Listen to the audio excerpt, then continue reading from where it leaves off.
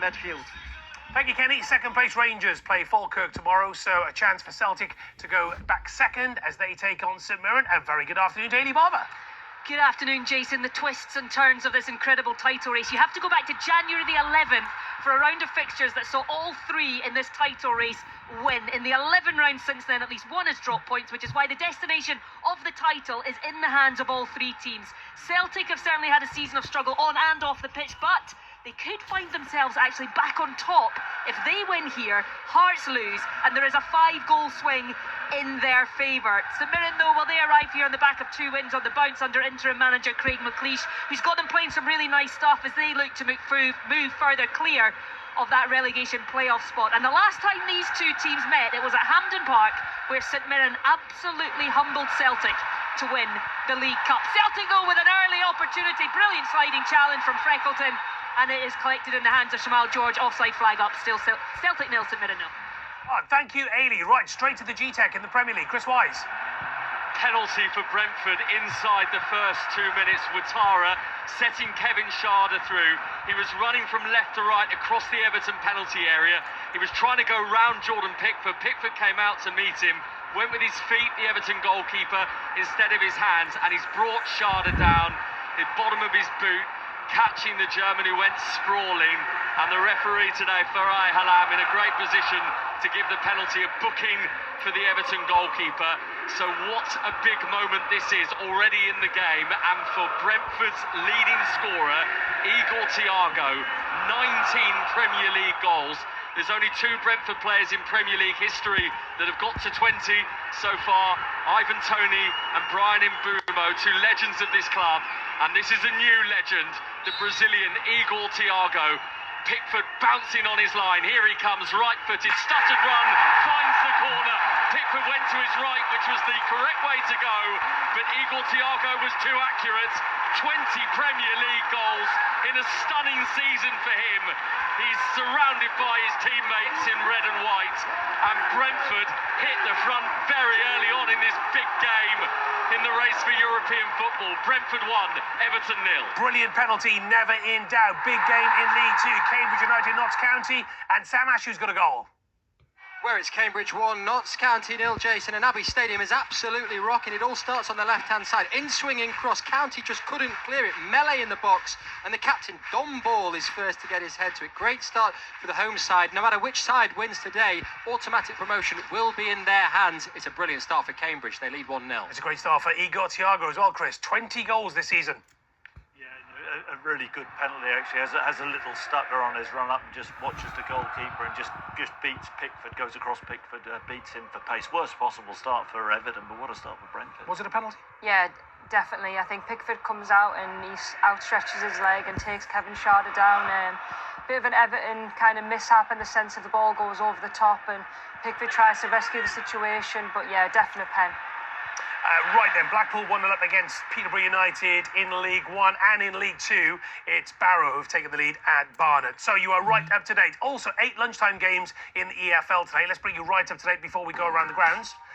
West Bromwich Albion 0, Millwall 0 yesterday evening at the Hawthorns. Big point that for West Brom. Coventry City 0, Sheffield Wednesday 0, Norwich City 0, Ipswich Town 2, Queen's Park Rangers 0, Bristol City 0 in the Championship. In League 1, Cardiff City beating Bolton Wanderers 2-0. Lincoln City already up, of course, beating Leyton Orient by 2 goals to 1, all square at home park between Plymouth Argyle and Exeter City. Colchester United surprisingly beating Swindon Town last night by 3 goals to 0. Massive dent in the hopes for promotion for Swindon Town. Bristol Rovers 3, Crawley Town 1, MK Dons 2, Bromley 1. So let's get more now on the leaders, Coventry City in the Championship, who cannot be promoted today after drawing against Sheffield Wednesday. John Bennett. Coventry 0, Sheffield Wednesday 0. Coventry's promotion party delayed by a spirited Sheffield Wednesday performance. Yes, they've set a new unwanted record today for a winless run by a Football League club of 37 matches, but this afternoon they were excellent. They could have won the game. Jerry Yates missed a great chance, and they had other opportunities. As for Coventry, Liam Kitchen had a header saved off the line. Ellis Sims had an overhead kick well saved, but they were nowhere near their best. The promotion party delayed. Coventry 0, Sheffield Wednesday 0. And we've got a goal at Bramall Lane. That's Benji.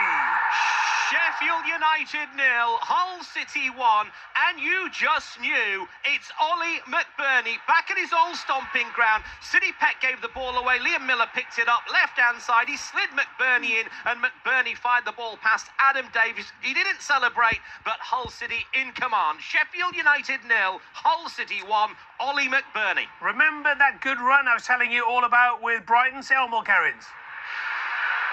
Well, Brighton have started really well here. It is goalless so far. Brighton have had about 3 chances. They're connecting really well up front. However, in the last minute, Burnley thought they had scored. Jayden Anthony, really nice work himself initially down the left-hand side to set it up. It came into Leslie Ugochukwu in the centre before Anthony raced onto it, was flagged for offside. He had found the back of the net, and it looks like it is going to be ruled out. It is Burnley 0, Brighton 0. Thank you, Sarah. To the East Anglia derby between Norwich City and Ipswich Town, say El Sahi.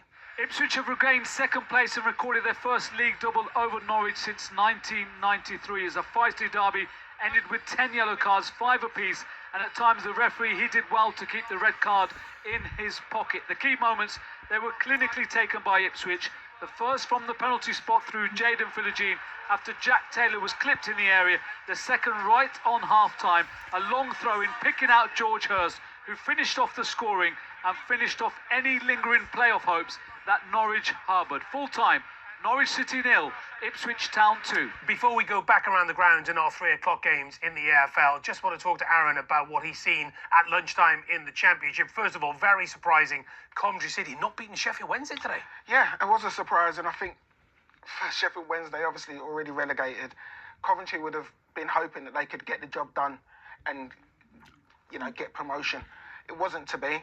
They're still in a fantastic position. You know, Frank Lampard's side will be promoted sooner rather than later. But yeah, it was a missed opportunity for them today. Fair play to you, Aaron. You called this a long time ago. You said you fancied Ipswich Town to get automatic.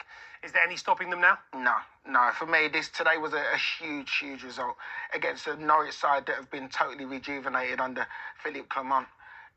I think if the season was a little bit longer, they would have had an outside chance of getting in the playoffs themselves. And I'm sure Chris will allude to that later on. But I'm sure he will. For Ipswich, that was a magnificent win against their local rivals, and they are very much in the driving seat. Good stuff. Okay, thank you very much indeed. Right, just 1 point separates third from bottom Newport County and basement side Harrogate Town. A massive game at Rodney Parade, and Laura Kennyon's got a goal. An early goal, you're right. Newport 1, Harrogate 0. A season-defining day at the bottom of League 2. A relegation 6-pointer, and it's Nathaniel Apoku beating the offside trap. A cool finish, left foot to top corner for his 6th of the season. Both sides have lost their last 7 league games coming into this. Newport, they have the early advantage. It's Newport 1, Harrogate 0. Laura, thank you so much. So after Coventry City drew and Ipswich Town won at lunchtime, all eyes now on Middlesbrough. No win for them since March the 8th. Is it going to be the playoffs for Borough? And big question, Portsmouth, are they going to beat the drop? Betty Glover. Those are the big questions, Jason. Borough will be desperate to end this 5-match winless run. It really does feel like it is now or never. They've been playing very well, Borough. Lots of chances, but just haven't got those results to match. Portsmouth have a different fight on their hands. They've come here without winning 8, have been dragged into that relegation fight, 1 point off the bottom 3. This is their longest trip of the season. Fans will really be hoping they've got something to shout about on that long journey back home later. Both sides in dire need of 3 points for contrasting reasons. It is currently 0-0, but Borough are really testing Portsmouth keeper at the moment. 0-0. I bet they are. Thank you, Betty. Southampton won 5-1 at Wrexham on Tuesday. Their 10th win in the last 13 games in the league. And, of course, they're in the semi-finals of the FA Cup. Definitely one of the most informed sides around. Good afternoon to Will Perry.